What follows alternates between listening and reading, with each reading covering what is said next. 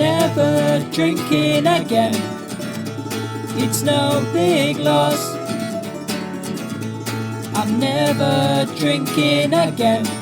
With Aidan Parents and Dan Ross. Hello und willkommen to the Never Drinking Again podcast with me, Dan Ross. And me, Aidan Parents. So you may have noticed from that foreign introduction that we are doing something German related this week. So we're going to be talking about the return of football in the form of the Bundesliga.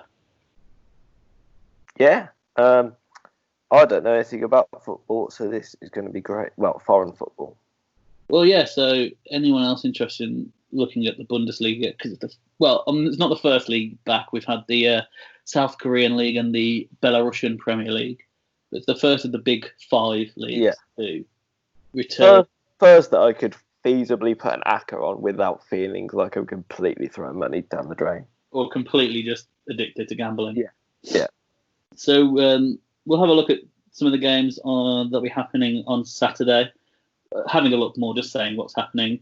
We've also picked a team to support because I think having some kind of personal investment in the league does make it more fun. So we'll talk to you a bit about our teams and generally what's going on.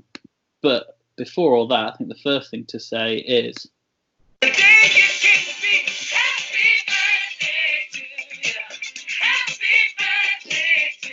I mean, we definitely don't have clearance from this one, so we're going to have to edit that out. Well, no, it was only for a couple of seconds. Because it was Aidan's birthday on Tuesday. It was my birthday on Tuesday, which is why this is not out on Wednesday. Yeah. Scheduling issues. But I was thinking like in 100 years when they look back on the coronavirus pandemic and people living in lockdown, they'll be looking for like tomes of information. You know how we looked at war diaries and stuff like that to find out what it was like for the people living in lockdown. And I think obviously they'll stumble across our podcast. And once they listen to us talking about craft beer and German football, they'll want to have something important to listen to. So what was it like having a birthday in lockdown? It was brilliant. Oh, really? I could do whatever I wanted. There was no obligation to go and see people who I don't really like because it's illegal. Yeah. Fantastic. I could just sit at home and drink, which is all I've ever wanted to do on my birthday. Did you not have a Zoom birthday or anything like that? Yeah, I had to, but it was very much shorter than the amount of time I'd have to see people. Anyone who was a part of that Zoom call, if you're listening now, you did not want to be there. It was out of pure obligation. So yeah. Now I'm gonna just do this every year now. You just stay inside and drink. I do wish I could have gone to the pub. To be fair, I would have gone to the pub by myself. By yourself. If you'd have encountered anyone there, would you have forced them to leave or? No, like people can be around. It's just don't get in the way of your drinking. Yeah. Okay, that's fair. I just really like the pub, to be honest. Yeah. A lot of people use it as like an excuse to socialise. I use socialising as an excuse to go to the pub. Yeah. Speaking of the pub, and again, slightly deviating from the topic of this podcast, but the people who work in pubs and this podcast being very drink focused, the 4th of July, do you think you'll be back at work? What? No? No way. Are they opening up by then?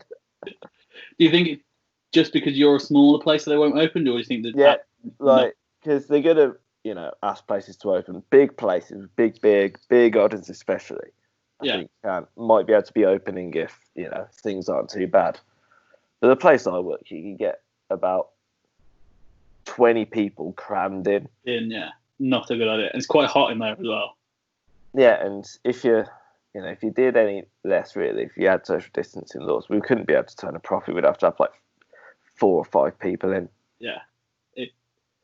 But I don't think pubs especially should be open until like it's properly pretty much done, because alcohol will reduce people's inhibitions. So even if it is like, I've got to keep this much apart. No, that's not happening as soon as people have a drink. No. Like you saw people having these like street parties, and they all just sat on their front row, the front of their garden. And then as soon as they'd have beers, everyone was like, "You want mate, let's go, son." So it's I don't think. I mean, when the announcement got made, lots of people I work with were like, "Oh, see you in July," and I was like, "Oh, no. I don't think that's happening." Absolutely no chance it's going to be July. Well, he said certain areas of the hospitality industry. So I think if you looked at it, the graphic when he mentioned it, cinema tickets were the first thing on the graphic. Right. Okay. So I think things like that are going to... That's probably the easiest to manage, isn't it? Because you can just go, okay, 1 seat apart. Yeah, and reserve seating as well. Yeah. But pubs, I think... And they were saying when pubs come back, it'll all be table service. Like, they're not going to let people go to the bar. Oh, no. Yeah. We're as industry insiders, we're not optimistic. But I don't know. I feel like because it's a Tory government as well, they'll force it through. Well, for example, so where you work, in the garden, there is a bar in the garden. Yeah. Do you reckon you could just open that? Yeah, but people still wouldn't be able to come to the bar. Yeah. Be able to order at that bar. And so that bar obviously has a limited selection as well. It would be... Yeah. I suppose it'd be doable, but it'd be a ball ache. Right. It wouldn't be fun, you know what I mean? Even for the customers. I feel like any sort of restrictions on pubs, it's like... Because pubs are about having fun and like freedom and stuff, and being like, no, you've got to do this, you've got to do this. I don't know. It's not in keeping with Yeah, but, I'll still probably be there. Well, that is true, yeah. As soon as they say, oh, the pubs are open. If it's like some pubs, i.e. not my pub. Yeah. There's none of this like, oh, I'm still afraid of the virus. No, I'm going to be there. Over for it. What I noticed that was dickish is that it's going to be the 4th of July, which is a Saturday. So it's going to be... That's it. They can't... when they do finally open, they have to open on like a Tuesday or Wednesday. Just give us some days to get everything together. Yeah.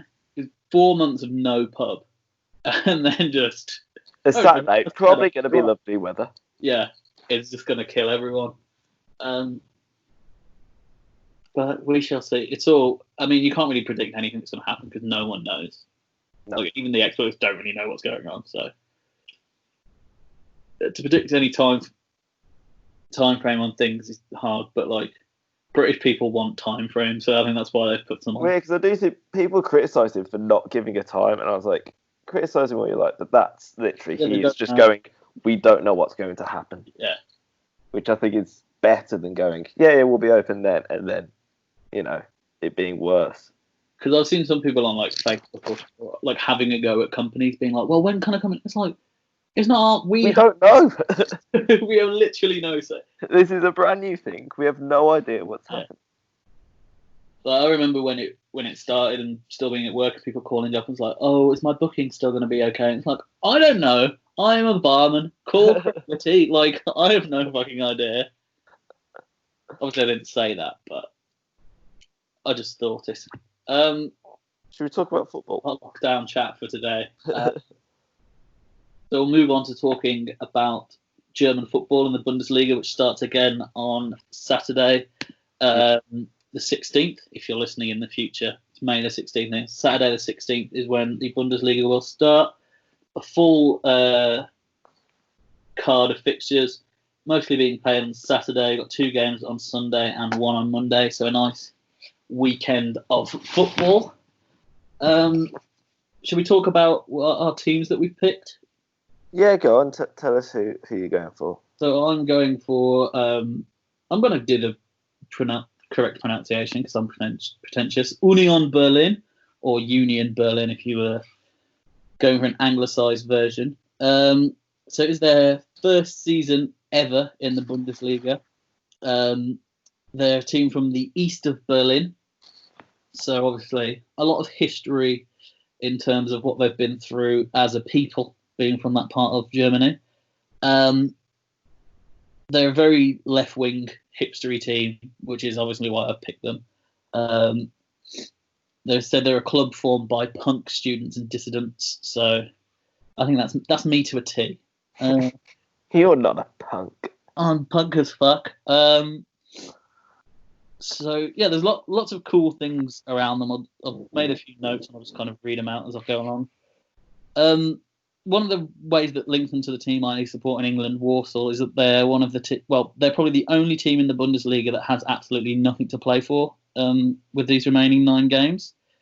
So they're 7 points off 6th place in the Europa League and 8 points off the relegation playoff. So the way Germany works, 18-team league, the bottom 2 go down, and then the team in 16th plays the team who finished 3rd in the Bundesliga 2 to stay in the Bundesliga or to get promoted, which is the way Union actually went up last season. So they'd never been in the Bundesliga before, finished 3rd on final day. So they'd been 3rd all season, and then they'd fucked it up. They were losing 2-0 at home to Bochum on the last day.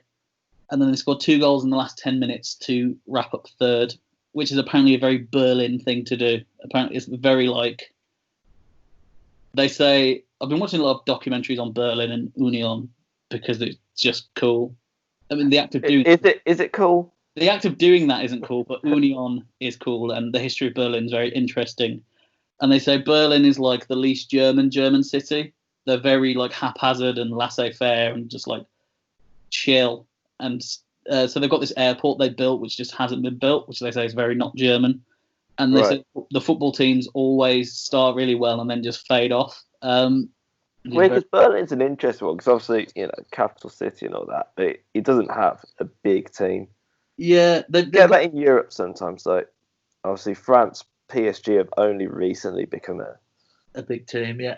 Even Brazilian football, Brazil are obviously one of the nations you think, and then the Brazilian league isn't particularly strong, even in the context of South America. Even in the UK, historically, Arsenal have had an okay history. Chelsea and Tottenham are pretty recent in London, but nothing close to Manchester and Liverpool in terms of footballing history. Yeah, obviously you've got Real Madrid, obviously. Yeah. And the Milan teams, well, they're the opposite. They were massive and have sort of... Yeah, but Roma isn't really up there with Juve and Inter and AC. I wouldn't say. No. They're big, but they're, I think. Yeah, Roma. You look at big players from history. You probably need to be a bit away from the capital to be the big team in the country, it seems. Yeah, unless you're Madrid. We have 2 of the biggest teams in the country. Oh, yeah. Atletico, yeah. Forgot about them. But, Hertha are the big team in Berlin, and they're very they've been very yo-yo-y between the top and second tier, but they play in the Olympiastadion, which was stadium built for the 30s Olympics with Jesse Owens, so a really historic stadium. So they get 45,000 a week at Hertha, which sounds a lot, but it's an 80,000 seat stadium, so it just looks. So it's about half full. Half full, but they get 40,000 a week. Speaking of stadiums, the Union Stadium is pretty cool. The Stadion an die Alten Forestieri, which I've said definitely pronounced wrong, but it means the stadium by the old forester's house. And basically, there's this big wood you walk through, and then there's a seat of football stadium. Big wood, yeah, very funny. Penis. Yeah, there's a big forest you walk through, and then you get to a 20,000 seat of football stadium, which they sell out every week. But what's cool as well is they have basically a beer hall and a beer park that you go to and have bratwurst and beer. Then you walk through the forest and then you go watch football. It just sounds ideal, if anything. We've done different levels of research for this. Oh yeah, I've gone all out. Well, I very much fell in love with Union, so I've researched a lot about them. My team I picked is Sport Club Freiburg. SC Freiburg. Yeah, and I picked them because Papis Dembélé used to play for them, and he scored my favourite ever Premier League goal. That is a good goal, to be fair. And because of that, I did that thing on Football Manager where you cheat, where you're in the future, but your game's a few years old. So I went back and managed Freiburg to have Cisse. Oh, okay. And how was that enjoyable for you? I don't think I played it for that long because I can't remember much of that campaign. So I might have done a season. It wasn't a vintage save. No, fair enough. Want to hear some more Union Berlin facts? I mean, we've got time to kill. Go on. So, their chant, they have an official club song, which was recorded in 1998 by German punk singer Nina Hagen, called Eisen Union, which means Iron Union. Their history, they were basically, in Berlin, you had like the communist team, the German team, the railway team, the secret police team, and then Union were the club of the workers. So that's why they're like Iron Union. And yes, they have a punk song that plays before every game, which is especially recorded for them. They do, every Christmas, they have a Christmas celebration in the stadium where people light candles and sing Christmas songs. How punk. That sounds super punk. But the reason for that is they had, when it started, they had like 2 away games over Christmas. So they'd not been to the ground for a while. And these 2 fans said, we've not been to the ground for Christmas. So they broke in drunk and just started singing Christmas songs. And then that's become a yearly tradition that they do every year, as you would with a yearly tradition. Okay. So it's the rivalries-wise, they've obviously got Hertha, but they call it the PlayStation rivalry because they say it's like 2 brothers playing PlayStation against each other. In the fact that when you're playing your brother at like FIFA, you really want to beat them, and it's like you're really into it. But then afterward, you're still brothers. Like you still don't hate each other. You care. Right. But the team they absolutely hate, which is it will be a trend with a lot of German teams, is Red Bull Leipzig. Big reason for their specific hate is Leipzig, again, another East German team. And German clubs have they're mostly fan-owned. There's only 4 teams in the Bundesliga that aren't fan-owned. Leipzig, Hoffenheim, Bayer Leverkusen, and Wolfsburg. And so they're all hated for kind of doing away with the traditions. But especially Leipzig, because they were just a 5th-tier team, got bought out by Red Bull, this massive corporate entity. So every time they play Leipzig, they have a 15-minute silent protest to say they don't honour the existence of Leipzig. Which I think is quite cool. I like just being that level of petty. I can give you some fun facts about Freiburg. Yeah, I know. You've got a lot to live up to. But this season, their all-time top goal scorer is Joachim Löw. The last thing I'll say about Union is obviously it's their first season in the Bundesliga. The one game they were looking forward to the most was to bring Bayern Munich to their stadium, because they're like, obviously Union are like the punk team, Bayern are FC Hollywood. So to bring them there was going to be their big thing, all the fans chanting. Unfortunately, that's the first game of the no lockdown. So a bit bittersweet for them there. But their first home win of the season was a 3-1 win against Borussia Dortmund. That's a nice result, isn't it? That's a way to mark your entry into the top tier of German football. But yeah, so yeah, I got quite into Union, as you can tell. I've got a shirt. I've got one of their old home shirts. Why? Because it's cool. No, it's not. It's a cool shirt. It's red and white stripes. It's not cool. The act of me doing it isn't cool, but the shirt is cool. And it was only 25 quid. 25 quid? Oh, Jesus. I don't think I've ever spent that much on clothes. Oh, no, I can tell. I got it off. Have you ever been on the website Classic Football Shirts? I've seen like Facebook ads for it. Oh yeah, I'm on that all the time. Looking, I don't know. I think I'm very sad that I love football shirts. Yeah, I've pretty much zero opinion on football shirts. Oh, so it's a big. If I was ever rich enough to like get really into collecting loads of something, it'd be football shirts. No, zero opinions on any shirt, I would say.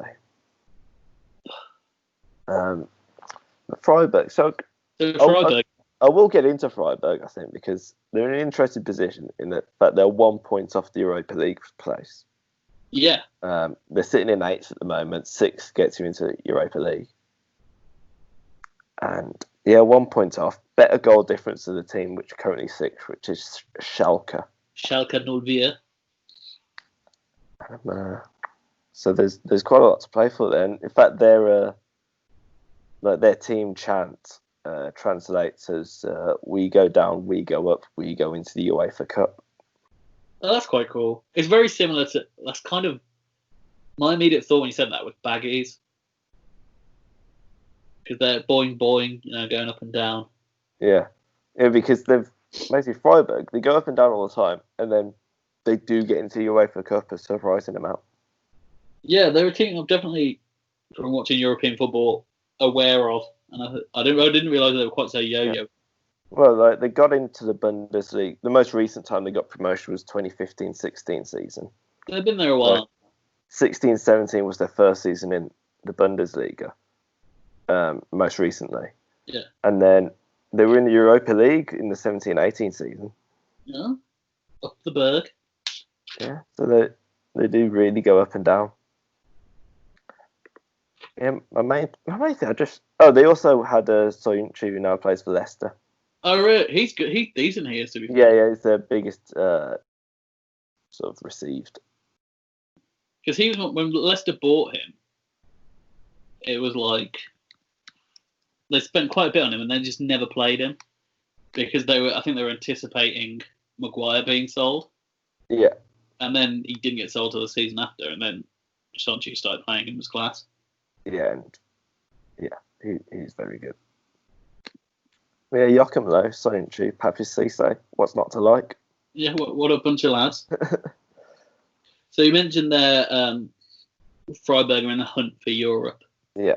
There's lots of 9 games left in the Bundesliga. There's still lots to play for. So you've got the title race. Yeah. Currently top. On 55. 55. 4 points behind them. Dortmund. Then you got Leipzig on 50. Borussia Mönchengladbach on 49. So Borussia Mönchengladbach is the worst thing I've ever heard come out of Jamie Carragher's mouth. Him trying to say that word.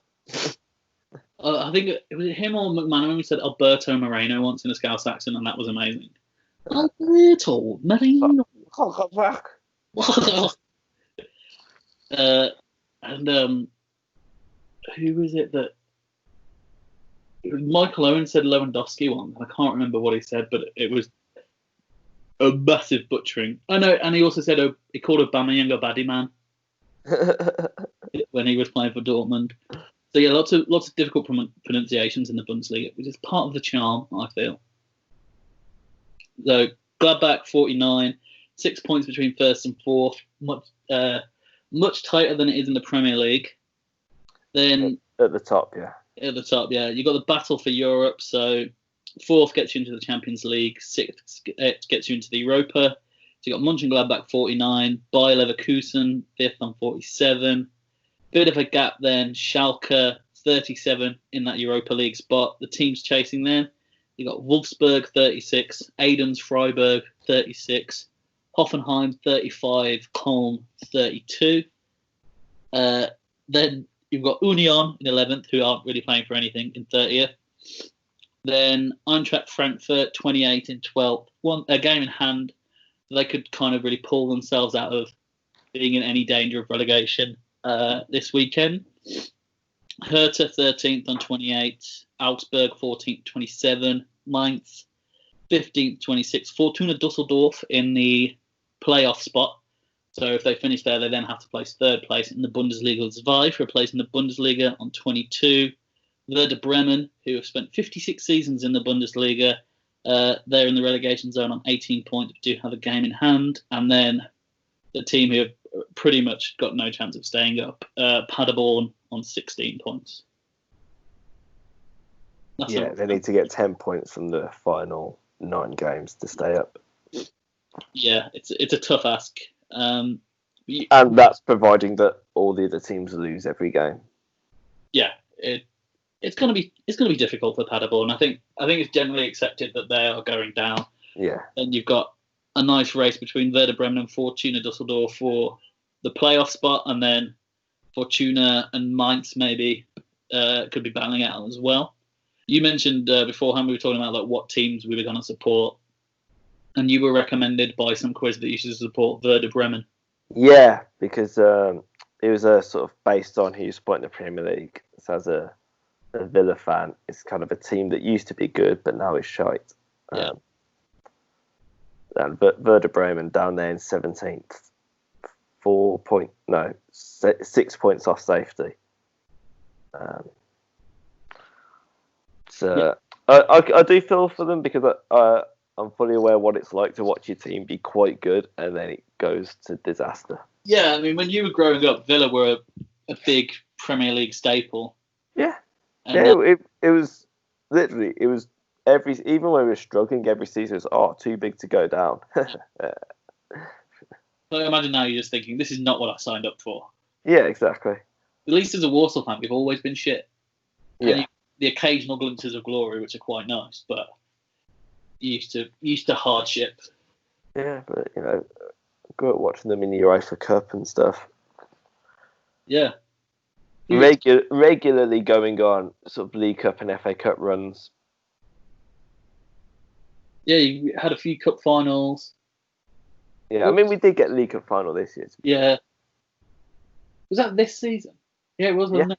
This season is so weird to think about what is this season because of obviously a massive break. Yeah, that would be one of the final weeks because that was March the 1st or 2nd or something. You had the Arsenal FA Cup final the season you went down. Season before. Season before. Yeah. Yeah. You beat Liverpool in the semi-final, didn't you? Because we had Benteke and Delph scored then. Well, it's the season before because there were knots there when we went down. Yeah. That basically sealed Benteke's transfer to Liverpool. Scoring against them. He always played well against them, but I think that cup final isn't the one. It was also one of Grealish's first big games. Yeah, because I remember he'd been talked a lot about. He'd been very fucked up and not really done anything. And then because we're in a crap team, and he was a very young player, still just sort of getting the odd appearance here and there. Then starting the FA Cup semi-final and having a really good game. I think that's what turned him from Irish to English. It could have been that performance because never really been part of the England setup. Then he did that, and the FA were a bit like, Well, he'd never been part of the Irish setup. That's the thing. He played. Or maybe I'm thinking of Declan Rice, who'd played. Declan Rice went through the Irish youth team. Declan played for Ireland. No, I'm wrong. Grealish did go for the Irish youth team. Yeah, under 17s, under 18s, under 21. Then England under 21. We were like, we'll have him now. He's good now. We'll have it. But I think he'd always said that he'd play for England if he could. Weird, because he doesn't really identify as Irish that much. He grew up in Birmingham, didn't he? So. Yeah. Well, he's the only person I've ever when you watch him on TV, you can lip read a Brummie accent off him. It's mental. Dean Smith's pretty Brummie as well. Yeah, but everything Grealish says, obviously you can't hear him, but it's just he looks everything about him with the thick Brummie accent. A few English players in the Bundesliga as well. You got Sancho, obviously at Dortmund, and then Ademola Lookman at RB Leipzig. Was he Everton? Everton, yeah. Allardyce got rid of him. He's like this talented young English winger. Allardyce was like, fuck off. John Joe Kenny at Schalke.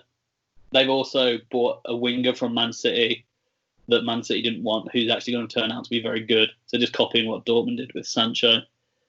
Trying to think if there's any other. Not sure, but it seems to be the place that most English players go to if they're going to play abroad.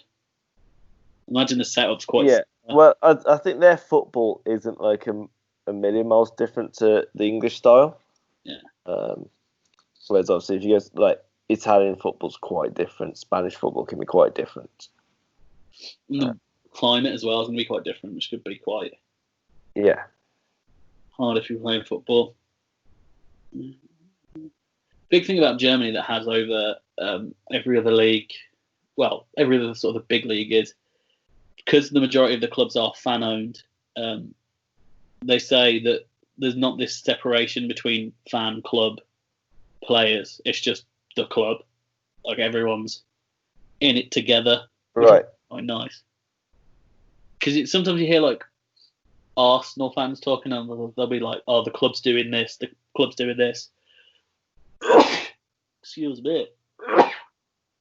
You don't get that in Germany because it's like one entity, and the fan experience is great. Obviously, it's not something we're going to see during these next couple of games. They're not there.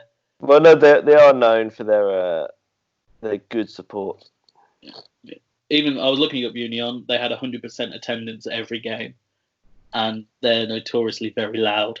So it's a shame the fans can't be there. Obviously, hopefully, this converts a few English people to watching German football, and then they go from there. I know there's a few people who said there's definitely a few stories I've seen of people who are Arsenal fans, and they worked out it was cheaper for them to be season ticket holders at Bayern Munich and fly to Munich than it was to be a season ticket holder at Arsenal, which I think is just mad. Yeah, they are quite good for pricing.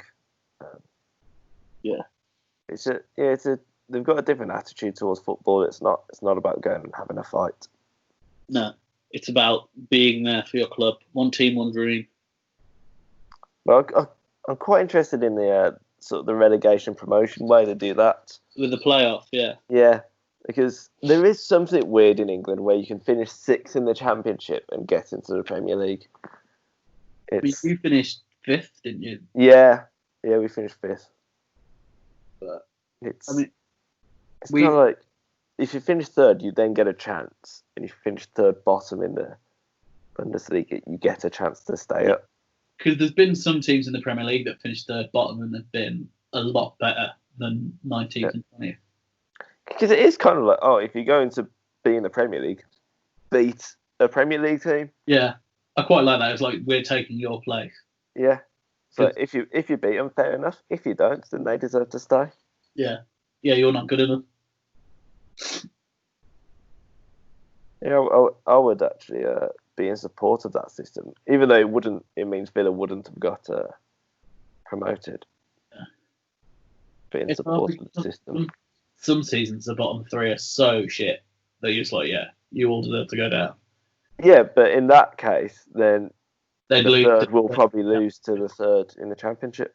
Yeah. Yeah. I suppose it's less of a slog with a team who finishes 3rd, because like Warsaw, we finished 3rd in League One once and didn't go up because of the playoffs. But if we'd have just to have faced 3rd bottom in the Championship, we'd probably beat them. So I mean, there is a case of like it makes the Championship more interesting because you're trying to get 6th rather than trying to get 3rd. Yeah. So there's a lot more clubs that are fighting for something. A lot more teams involved. Yeah. I do really like the playoffs, but I also like the idea. Yeah, the playoffs are fun to watch. Of the 3rd, but I suppose it's each country having their own sort of unique thing. Yeah. Shall we have a look at the games for this weekend? Right. What have we got? So fixture. Dortmund versus Schalke. Yeah, so that's the big derby. Is that a derby? Yeah, they hate each other. They proper hate each other. I don't know where Schalke is. Is Schalke a place? Or Schalke, is it a word? Gelsenkirchen. The region Schalke is in is called Gelsenkirchen. Okay, that does not help me. It's next to Dortmund. Okay, that does help.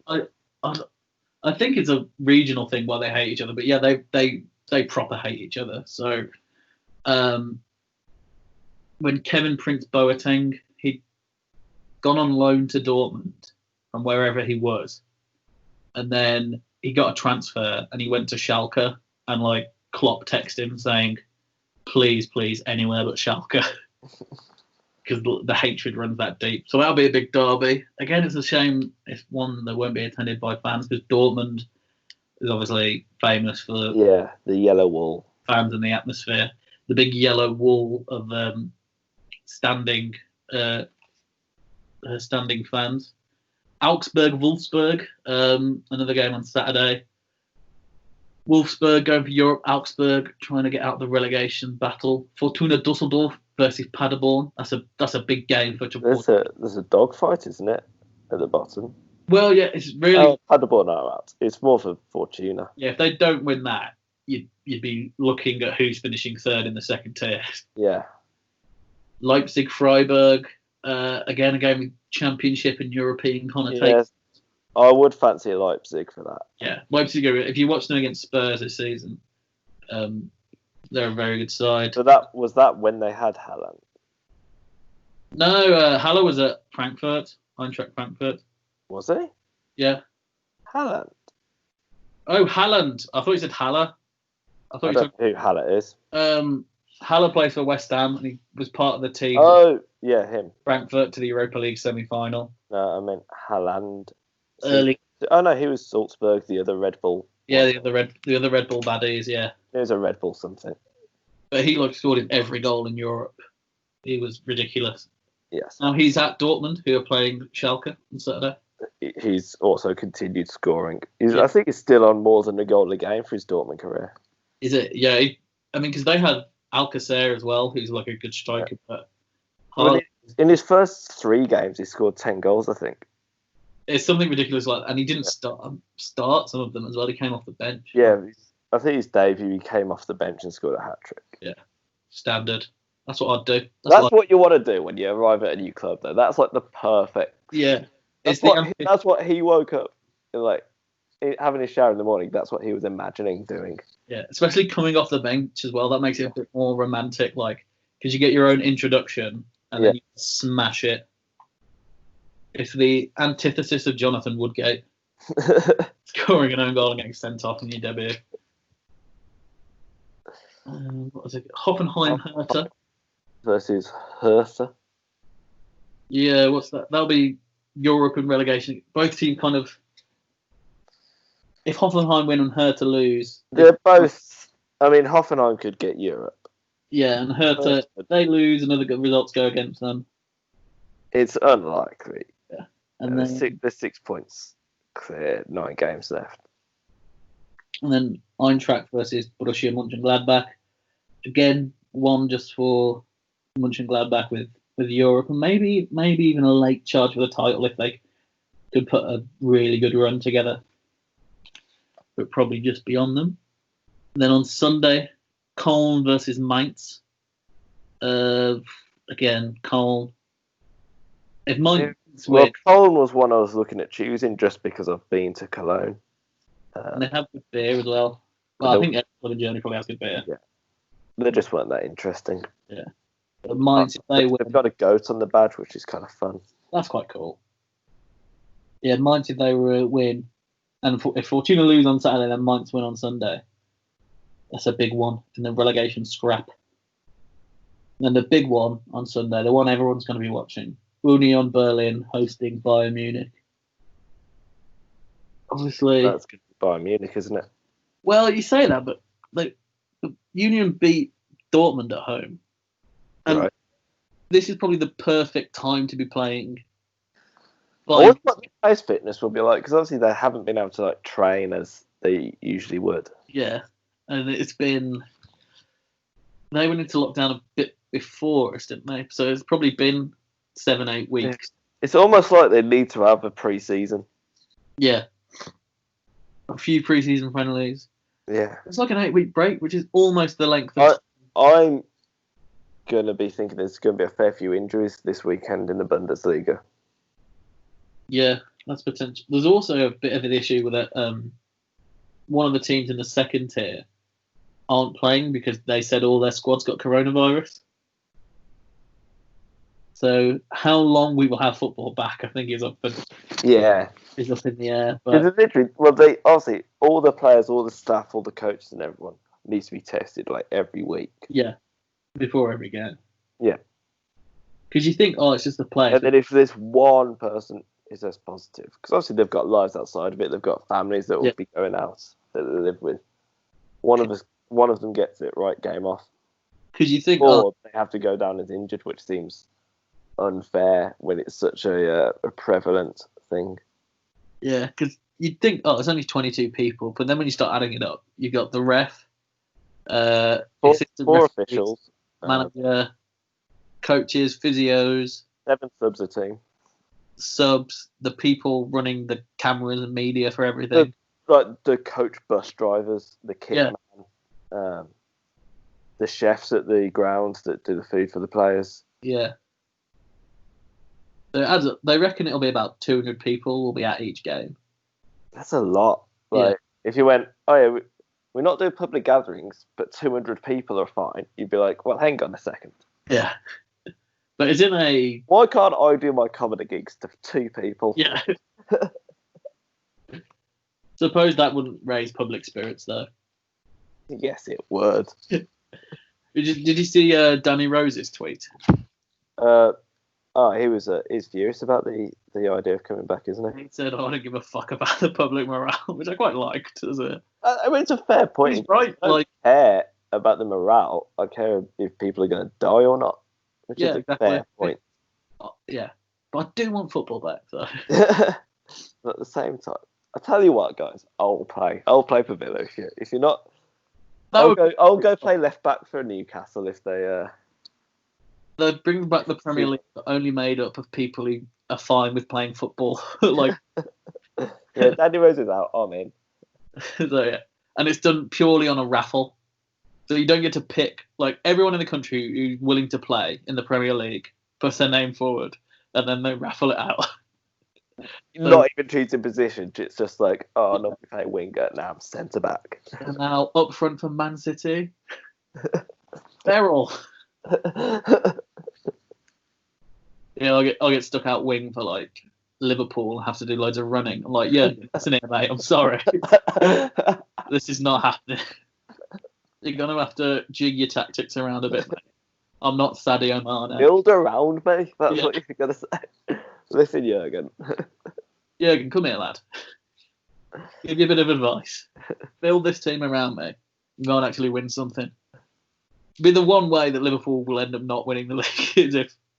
I mean, it is quite funny. Well, yeah. If they don't get given the title. Yeah. That's the only thing, because it would make it so much easier if they had mathematically secured it, which they very easily had. Because you just go, yeah, they're champions. Yeah. But because, if they don't get given it, all the Liverpool fans will count it, and every time they bring it up, someone will go, well, hang on, did you actually win the title, though? You didn't. It's like in Italy with the match-fixing scandal, Calciopoli, because Juventus had won the league that season, but it got given to Inter. And both teams refer to themselves as having won that season. Yeah. Because Calciopoli is actually a really interesting thing, because if you look into it, the person who not set up the investigation, but like started the dobbed everyone in, was Inter Milan's chairman. Okay. So you're a bit like, it's a bit suspicious. All my rivals have done this thing, and we've won the league. Yeah. I'm not sure about that. That's another interesting side of football to look up. All the corruption that goes on in Italy. It's very interesting. Yeah, no, I try and avoid that because it's just it puts a down on football, because then I get suspicious of other things happening. Yeah, it's like the Leicester title win was something that someone cast us. But when I was working in writing about football, it was that season. Okay. And, some journalist sent round a thing to other people who were writers, and it got forwarded to me. And it was analysing the fact that like Leicester had massively shot up in distance covered per game from the season they nearly went down to the season they won the league. Right. Saying, "Oh, that's a bit odd." But I think then it was like discovered that it was all above board. Yeah, well, that's the thing. When you look, they had some really good players in that team. Yeah. And they had a bit of luck. And they had Robert Huth and Wes Morgan played the season of their lives. I think it was a team of people who knew exactly what they were doing and just did it. Yeah. Well, Kante, Mahrez and Vardy are all very, very good. Yeah. And then everyone else was just shit. Like Spurs, Arsenal, United. Yeah. Yeah, exactly. The closest to them was Spurs, I think. It says a lot. For most of it. Yeah, if United, Chelsea, or City managed to like pull themselves together, they would have won that league. I don't think it was like a record-breaking points haul. Oh no, it was a very low one, I think. Yeah, but they still won it by 10 points. Yeah, that's how bad it was. The funny thing I always think about with Leicester as well is if Nigel Pearson's son hadn't bought a prostitute and filmed himself shagging her, they wouldn't have won the league because they would never have sacked Pearson and brought in Ranieri. No, it's mad to think. Unless Pearson would have won the league. Yeah, they were in very good form the final sort of 8 games or something of the previous season. But I always thought Pearson was overlooked in that story. Yeah. But Ranieri, he did build most of that team. I think Ranieri taking them for pizza when they won is what. Yeah. No, I'm not taking anything away from Ranieri. Obviously, he did a miraculous job. Yeah, and he not really. People give Pearson like 0 credit for it. It's like he can have a little. He set up the foundations. Yeah, but he also seems like a bit of a dick. So he does. I do like him as a manager. Well, obviously, he got appointed Watford manager this season. Yeah, and that worried me because I'd written Watford off as getting relegated, which is good for Villa. The more teams get relegated, the better. And then they worried me when they appointed Pearson because he's doing really well with them. Apparently, you're getting Dyche. I don't know how much this is true. We're getting what? Sean Dyche is going to. I've heard that rumour. Burnley aren't going to be able to pay him or something. Yeah, it sounds idea whether or not. I'm happy with Smith, to be honest. Yeah, I mean, he hasn't blown everyone out of the water with his management skills, but I do like him. He did wonders at the Banksies, I'll tell you this. Yeah, he's clearly got something about him. I mean, everywhere else he's been successful. I know it's only Walsall and Brentford, but yeah. Obviously, there are some managers. I'm not saying he's one. There are some which have a level and they can't do it at big clubs. You get it with players as well. Scott Hogan's a great example. Well, Warnock's the one. Like he could take any club into the Premier League, but then he just couldn't manage the Premier League. Yeah. I feel like we've deviated away from German football. We have, and we've been talking a little while. So I think this is probably a good time. Good time to wrap up. Wrap it up. What's the one game you're going to be watching of the Fundesliga? Well, it's going to have to be Leipzig versus my boys, Sport Club Freiburg. Leipzig Freiburg, yeah. We're probably going to watch Dortmund Schalke because they're the best teams playing each other.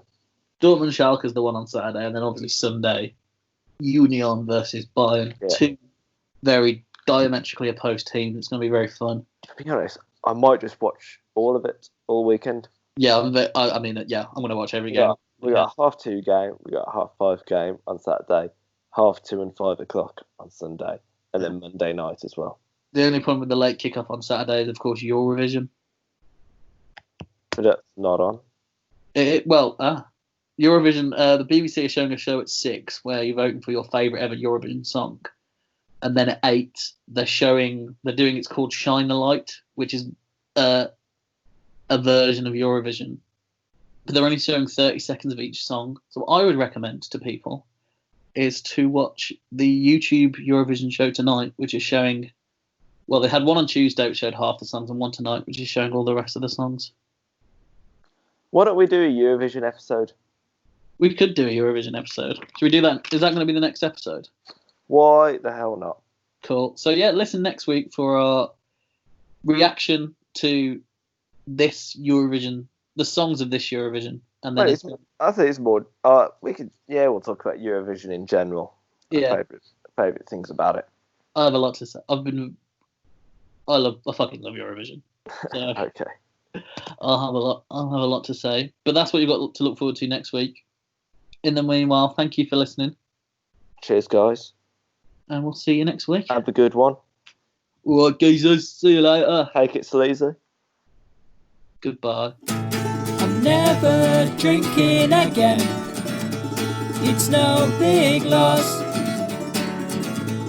I'm never drinking again with Aiden parents and Dan Ross.